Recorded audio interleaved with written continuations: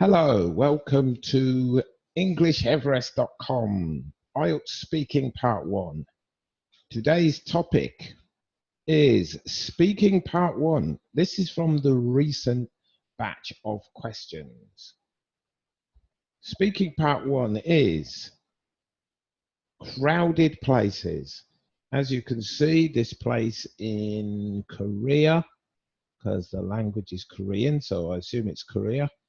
And this place in Spain called Pamplona, which is famous for the bulls, animals, running through the streets every year. And it's a very famous festival. But as you can see, it's a crowded place.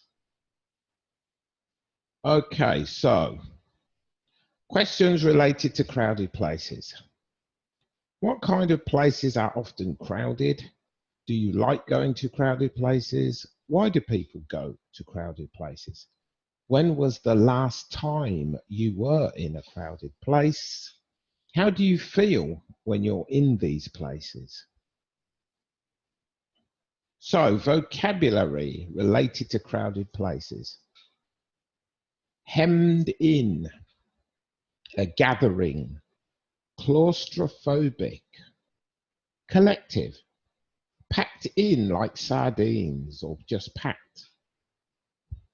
Parades, heaving, events, bustling, social, busy, mingling, jostling for position, and massive.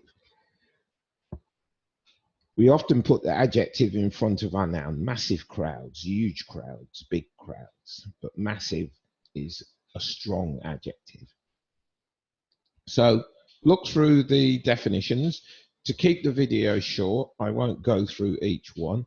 Depending on the video and the topic, sometimes I do go through some of the vocabulary to explain it in a bit more detail, but you can actually read the definitions and they're quite clear.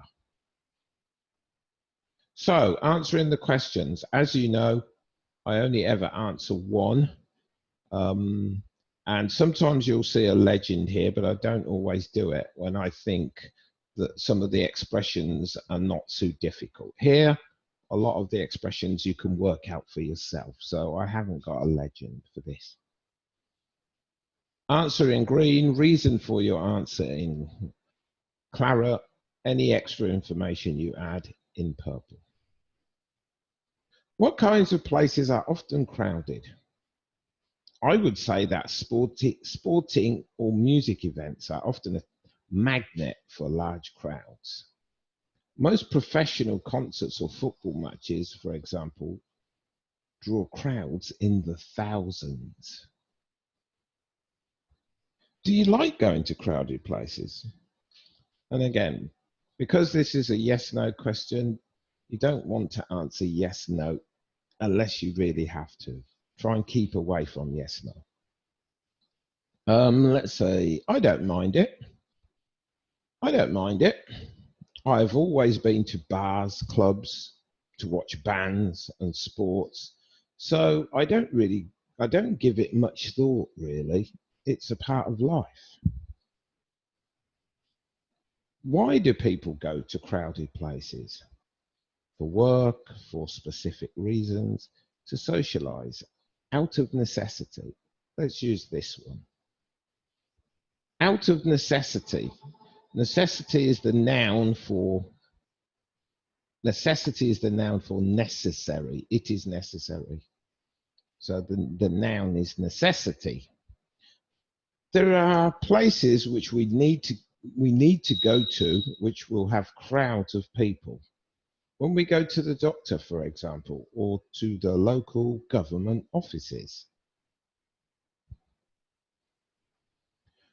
When was the last time you were in a crowded place? So here you can just do definitions of time. A few days ago, a few weeks ago, a few hours ago, even. Last week, last month. When I went shopping, when I went on vacation. Lots of different answers. You fill in these gaps yourself. I can't remember exactly, which is often a good answer because we all do things and we can't remember when we did them, but we know we did them. So this is also a common answer. Let's say, last month, I took a flight to Germany. Again, you fill in the answer here. I took a flight to Germany for a holiday. It took 2 hours and the flight was fully booked. I am just glad that the flight was only short. I could not have suffered any longer than that. So when a flight is fully booked, that means there's going to be a lot of people. Crowded, yes, it is crowded, because when you're sitting down, it's not crowded, but often when you're on a plane, you walk around, you go to the bathroom, and other people are moving around. So it is kind of crowded. How do you feel when you're in these places?